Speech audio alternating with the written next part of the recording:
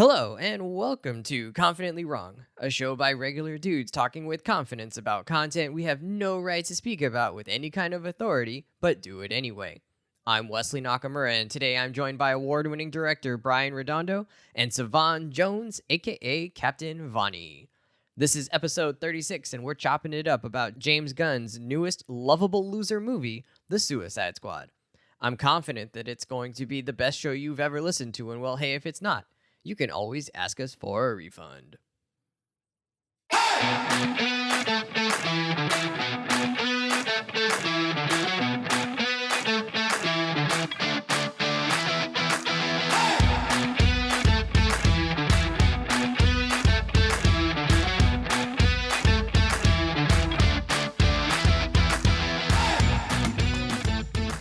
What's up, guys? We actually don't have Mike with us. He's on vacation on a beach somewhere or on a yacht in the Gulf of Mexico, or I don't know where he went, actually. But he's not with us this weekend. Savon, you know where he went? I think he's in Florida, so, good luck, He's Mike. trying to get that COVID.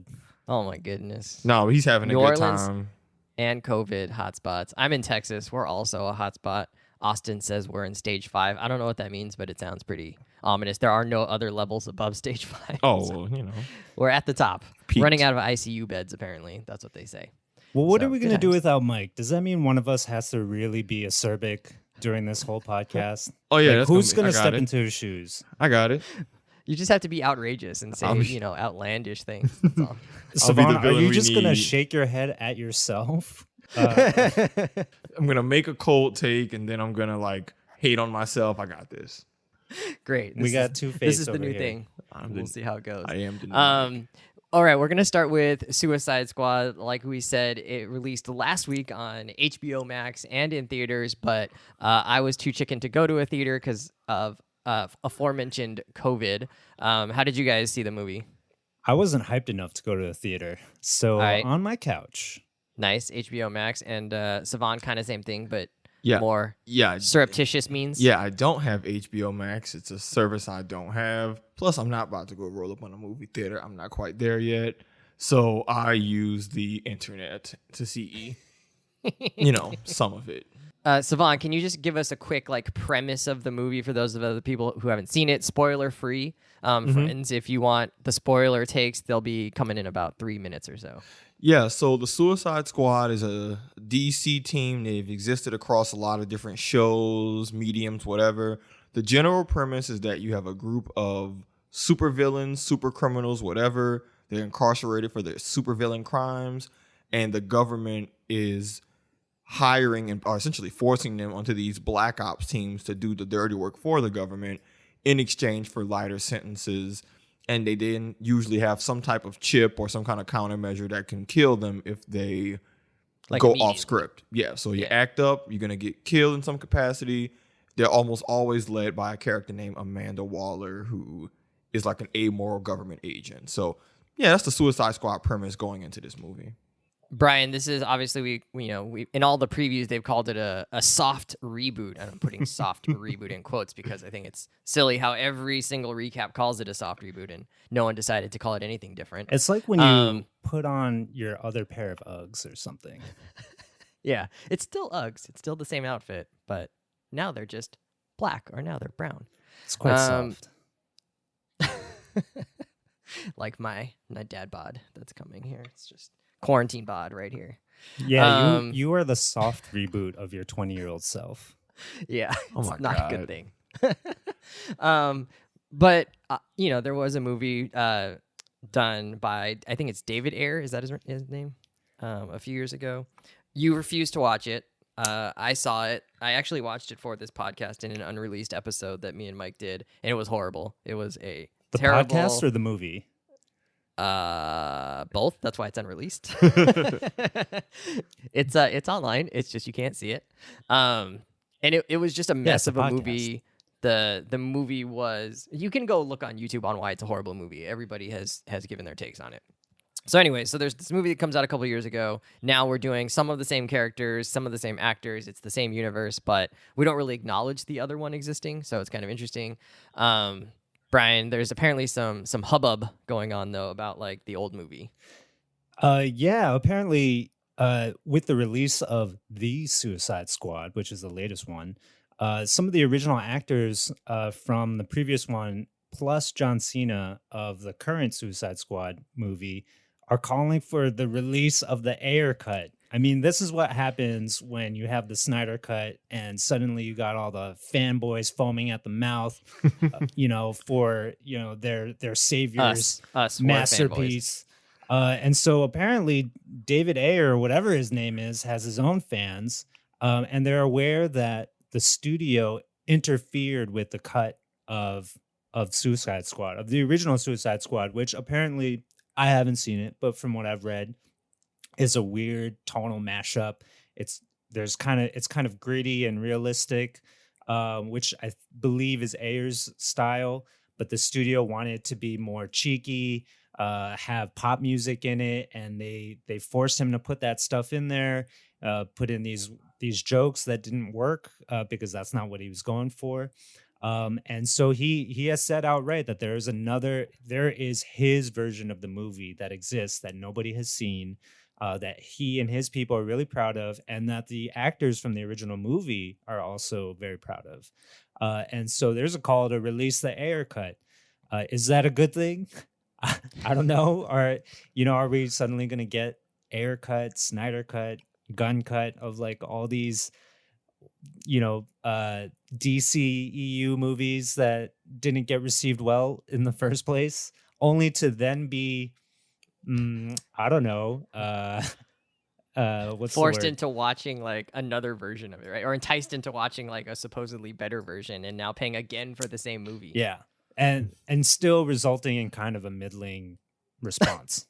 They're like the Capcom fighting games that release like the Ultra Plus edition, and then they just add new stuff, but it probably should have just been there in the first place. Like, okay, hey, for $30 extra, we fixed everything that y'all been wanted, and we're gonna release this new edition. You in? It's got I mean, one I think new this character. this says less about, I think, the directors or the movies themselves, and more about Warner Brothers and DC, whoever's running these like DC studio projects, right? There's not a clear vision from the beginning of what it should be. And there should have been a better alignment between what the studio execs wanted and what the director wanted. And like that should have been clear from the beginning. If that wasn't clear, or if you weren't on the same page, then you hired the wrong director. And now you're just meddling in like, you're trying to like, take your pizza materials and now you're trying to turn it into like spaghetti, but like you didn't start with the right stuff in the beginning. And so you're like, well, with now the food it's metaphors again. Now it's just not, now it's just not, it's neither one, right? No, that's it's a good not, It's metaphor. not one version. It's not the other version. Spaghepizza, and nobody asked for that. Exactly. But that's what you're going to get, right? If you start with one raw material and you try and form it into this other thing. Yeah, but Wes, this is like a story as old as time. This is one of the oldest tropes in the book of the studio and the management and the people with the money being disconnected from the creative vision. And you have a project that has a lot of potential. You could have all the right people. And, because I even heard about, Brian, you mentioned some of the stuff they cut. Like, I know Joker had a bigger role. They focused more on the abusive nature of their relationship. You're right. It was a tonal shift. If the people just don't have a shared vision and just get in the way of themselves, then, this isn't anything new. And again, you see the difference between Marvel and DC. Like, you might not like all of Marvel's movies, but you know what their vision is, for better or for worse. And yeah, it's unfortunate, but this isn't new. And it feels like the director and, Kevin Feige are on the same page, right? That they'll give each other feedback and they'll take each other's suggestions, but they're not so far apart that it's like, well, I thought you were making this movie and I thought I was making this movie, and now you've got just a horrible mess. Guys, don't watch the first Suicide Squad. It's not good, and we don't need to see an Ayer cut. That's what are we doing here? All right, so let's talk about this movie. This is the James Gunn version. What did you think? Did the silliness work for you? Savon, what are you thinking? I'm always a fan of when comic. Oh wait, I'm sorry. This is gonna be spoilers now, so if you haven't seen the movie, this is where you turn off and come back after you've watched it. All right. Spoiler your heart away, Savon. No problem. This isn't really spoiler heavy because this is just tone, right? I'm always a fan of when comic related stuff can just embrace that they're a comic. Not everything has to be serious. Certain characters and concepts are inherently silly. It's okay to lean into that. that's what makes the Guardians movies work and a bunch of other stuff works. They leaned into the camp. I'm always a fan of that. They had a ridiculous cast of silly characters. You don't want to. The movie makes you don't think too hard, bro. Like, they're called the Suicide Squad. They have these wacky zany powers. You know what you're getting into, and that I really do appreciate of them not trying to be something that they aren't. Yeah, I agree with that. I think that for me, the silliness definitely worked, especially in the beginning. Like, having the Weasel character be there and you just have no idea what's going on, to in the first battle scene with TDK, Nathan Fillion's character, his arms are just like floating forward and then they just like slap him, I mean, there's like no actual lethal force there involved at all. I was just like cackling with like, what is going on? This is like hilarious and like stupid, and completely unexpected. And I think as the movie went on, it also started to feel like nothing in the story actually mattered. It was just like, they were just like, well, let me go for the laughs, and like, what can be a laugh here? And like, this is silly and this is absurd, and then more laughs. And in some ways, I love the way you're saying laughs, right? Laughs.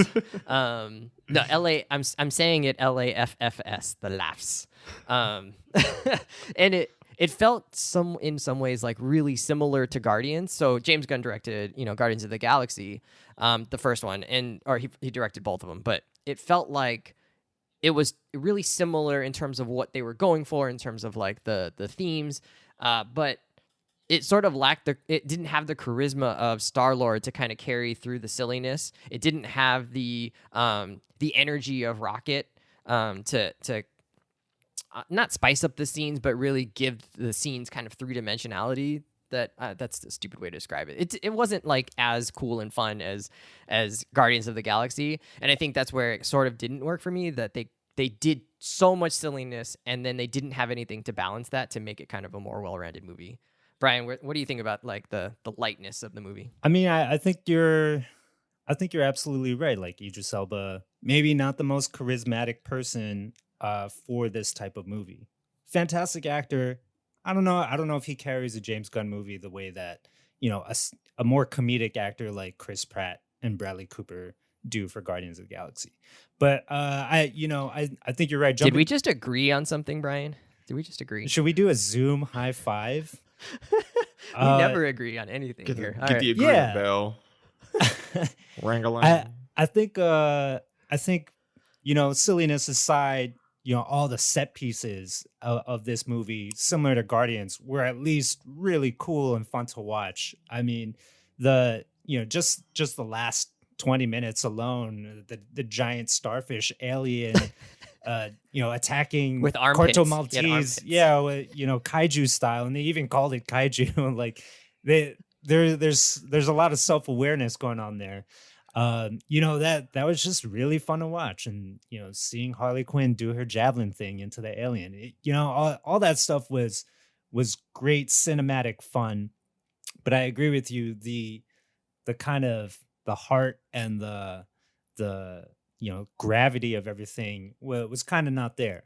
And so when we talk about, DC versus Marvel as a studio, having their imprint on these movies, regardless of who the director is, this is one of those cases where, I'm not sure if DC, giving carte blanche to James Gunn was the best thing. Kevin Feige probably would have reined this in. He probably would have reined this in a little bit. Fair enough. All right, we ready to move on? Next question? Yeah, go. Okay. So this movie features a ton of characters. Many have small parts and just kind of get their few moments of shine. Did you have a favorite character that you saw, or maybe even like a really least favorite character? Just any strong opinions on the different versions we saw? Brian, you can just start us off here. Favorite characters in this, and there are a lot of zany characters in this film, so many. But I gotta say, the first 10 minutes of the movie were probably the best 10 minutes of the movie, and that's because so Savon, you saw the whole thing. Squad 1, got it. The squad, the bait and switch squad, basically was off the walls bananas and hilarious. like the banter between them, the different dynamics between some of the characters, the cameos. I mean, Pete Davidson is in here, and he's afraid of werewolves. Like that was hilarious in the plane. Plus, you got a Nathan Fillion. What's he doing in there? But every time you see him, shout out to Firefly and Serenity, only Hey. the best sci-fi TV show of all time. Whoa, He's always great to see, and he's coming in as TDK, and we don't know what TDK means until he gets into the fight and his arms detach. That was really fun. Plus, you got the Harley Quinn flirting with Javelin and talking about the accents and stuff. It was just a really kooky mix of stuff going on, and kind of like the most outrageous type of superpowers. And plus, you have the guy playing Yondu from Guardians of the Galaxy, who is kind of Michael Rooker? has a he's got a magnetic energy to him, even though he barely says a word. And you're just waiting for, what crazy thing he's going to end up doing. And he retreats. and he does nothing. And I can't even forget, Weasel is in that mix. So that, for me, that was a real high point of the movie. But then, ultimately they get decimated and we're left with, the Rat Queen or whatever her name is, and Plastic Man and Idris Elba, who's maybe their energy and chemistry is a little lacking in comparison. I was going in thinking Polka Dot Man was going to be like the dumbest, but he actually ended up being really fascinating to me. Right, like they kind of let him. I felt like they peeled back layer after layer after layer with him, but like not all in a row. It was, at first it was just like, oh, he's like depressed, right? He says like, yeah, hopefully I'll die.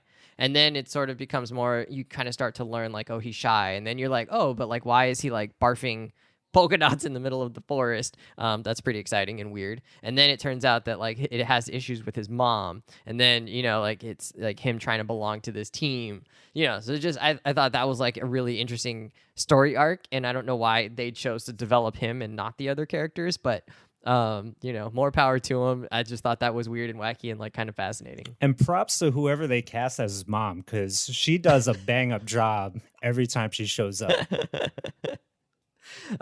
Did anybody stand out to you, Savon?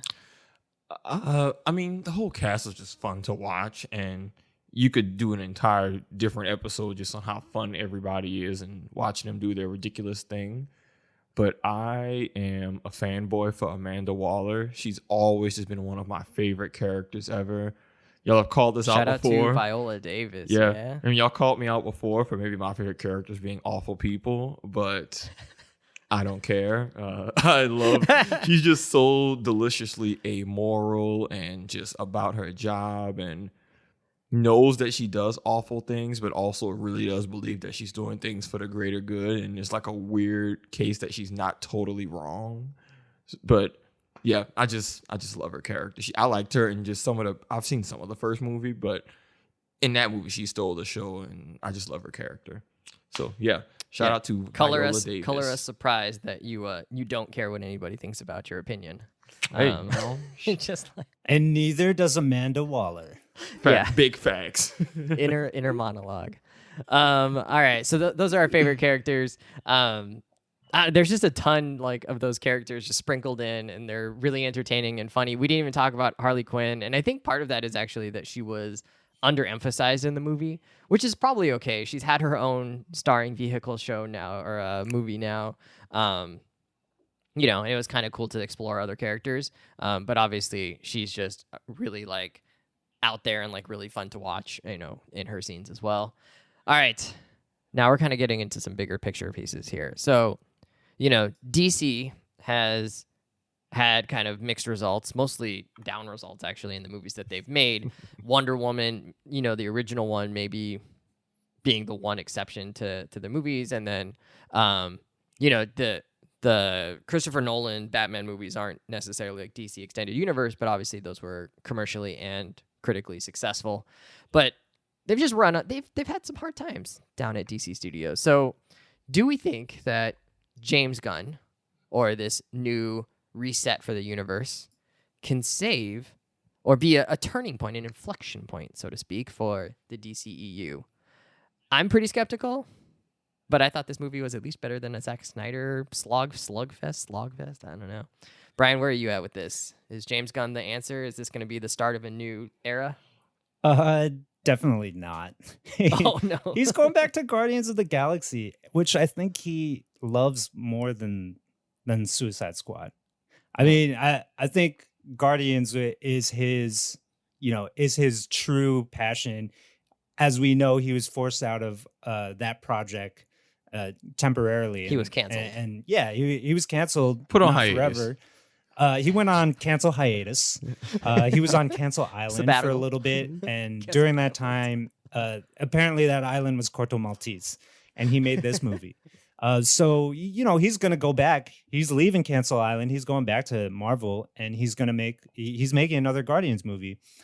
So I don't necessarily think he's the DC savior, but they are using the Suicide Squad as a jumping off point. Peacemaker is getting his own HBO Max show. And it might have the same James Gunn feel. I'm not really sure how involved he is in it. But characters from the Suicide Squad are going to be in it. Including Peacemaker himself and the two handlers in the credit scene, the post-credit scene or whatever, that have to deal with him. And we're going to get to learn more about him and, why he's so messed up. So we'll see. And then there's a plethora of other shows coming out for the DCU on HBO Max. You got Gotham PD, which is, sort of a spinoff to the new The Batman movies with Robert Pattinson. So that's going to probably have more of a gritty feel. If those trailers tell us anything. You got Justice League Dark, it's like Justice League, but for the supernatural stuff, which could be interesting. No idea what the tone of that show is going to be. Well, like Dr. Fate and all that. Yeah, exactly. I'm assuming Dr. Fate, Satana, Etrigan, maybe Deadman. Yeah, they're gonna do a Constantine reboot. They're gonna do maybe a Val Zod limited series that maybe Michael B. Jordan's involved in.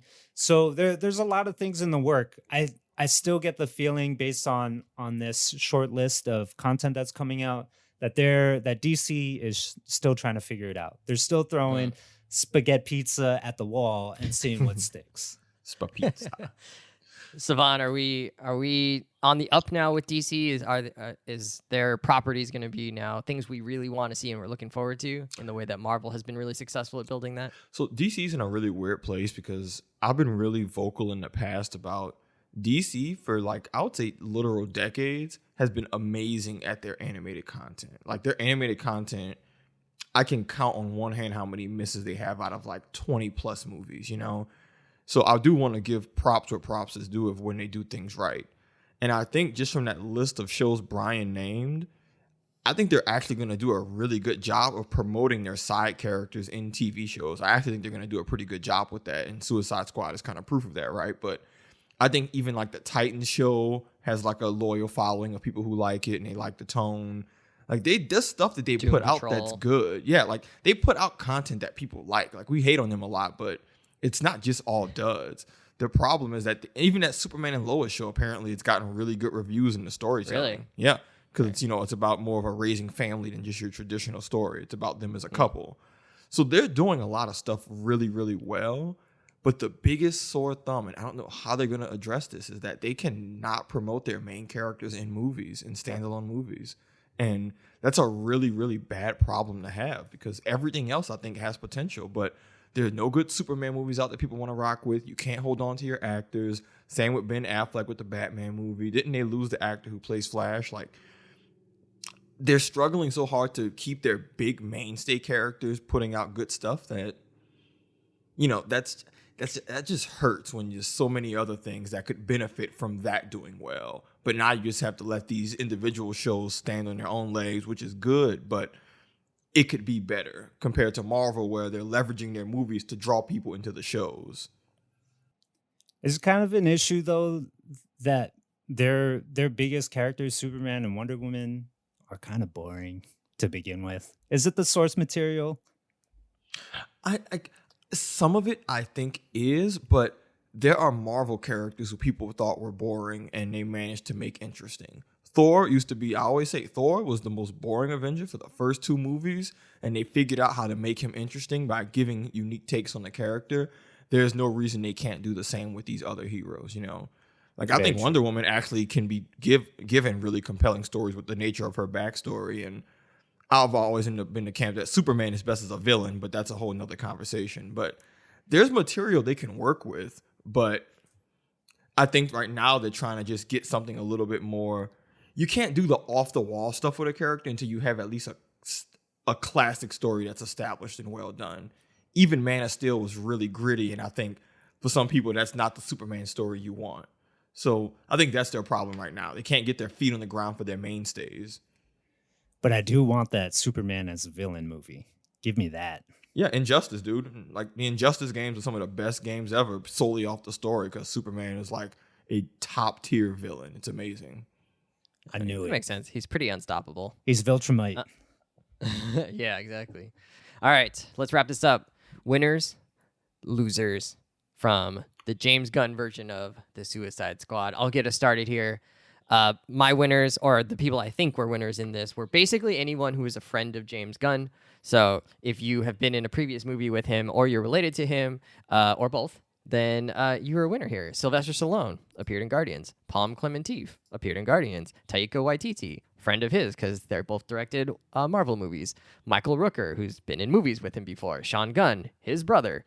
Anybody. He just threw in all his friends, basically, and was like, hey, here, have fun with this. Like, we're going to get us all paid here. You know, I like it. Whole It's squad good. eating. Losers, the Corto Maltesians, however you say it. They were just getting killed and stomped on and, like, whatever, killed starfish on their face. Savon, you got your winners and losers. Yeah, I mean, right now I think the main winners are just all of the obscure characters who no one's heard of until this movie, and now they're going to get screen time and promotion that they would have not gotten otherwise, you know?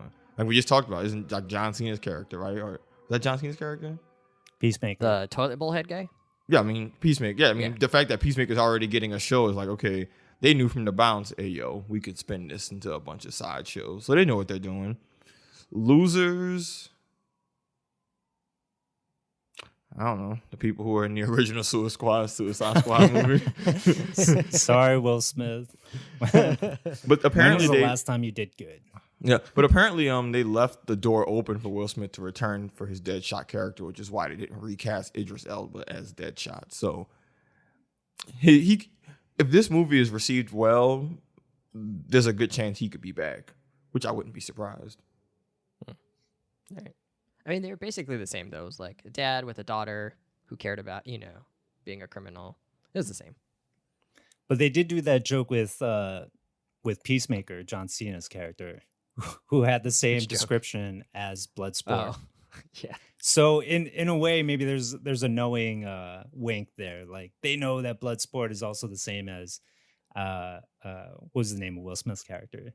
Deadshot. Yeah.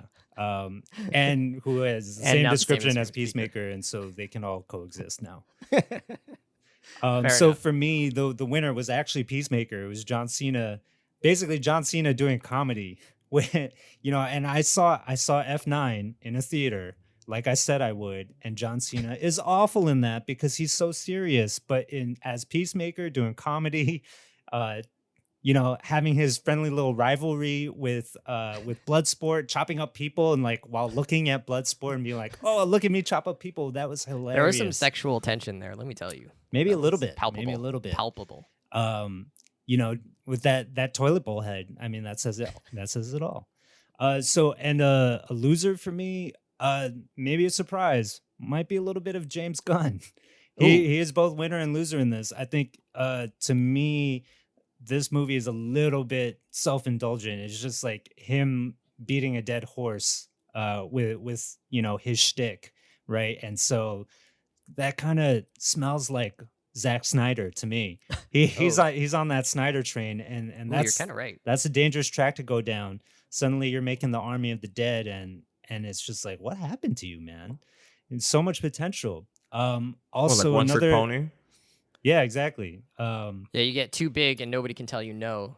Y- And then, yeah, right? you're suddenly known for a style. You get pigeonholed into it. Everybody is accustomed to the style, so you're constantly trying to one up that style, and it just unravels and gets worse and worse and worse. So that's a danger for you, James Gunn. Also, another loser is my favorite show from this year, Invincible. Your whole Martian storyline just got scooped by the starfish, so that sucks. Well, I mean, Star Wars been around for ages. I hope they do it better. That actually reminds me, the starfish, Starro, also a loser in this. It turns out that Starro is really the victim here, and I know it's made clear in the movie that in some sense Starro is the victim. Powerful and angry as Starro is also someone or something that was victimized, right? Like tortured and experimented on and held hostage for decades. And poor guy. Or I don't know, Starro it's a guy. Starro is Shamu of the Suicide Squad. Star also conquers civilizations with the whole starfish thing. So let's be a little let's not But in get this too movie, was sympathetic. Starro trying to do that, or was Starro just minding his own business or its own business? Well, if we ask Plankton about Shamu, I'm sure they wouldn't have kind words. All right, well, that'll wrap up our Suicide Squad breakdown. Tell us what you think, especially about like the James Gunn tone. Like, was that too much? I think some people are gonna love it, and some people are gonna be like, it was just too much of a good thing, and maybe we gotta be a little bit more selective about how we, delicate with how we deploy the farce. All right, well, that's gonna do it for us here for this episode of Confidently Wrong, talking about the Suicide Squad. Really enjoyed the movie, but also it was just kind of stupid and silly. But hey, maybe that's what we were going for there. Hit us up on Instagram and Twitter at confidently_pod. Go ahead and leave us a comment. What did you think of the movie? Was there anything you would have changed? Did you have a favorite character? We want to know what you guys think. And make sure that you tell your friends about our show. If you think anybody'd be interested, we're always looking for new listeners. And we're really hoping to grow the show, get a bigger audience, and hopefully bring you guys more takes, more silliness, and more absurdity. Have a great one. Bye.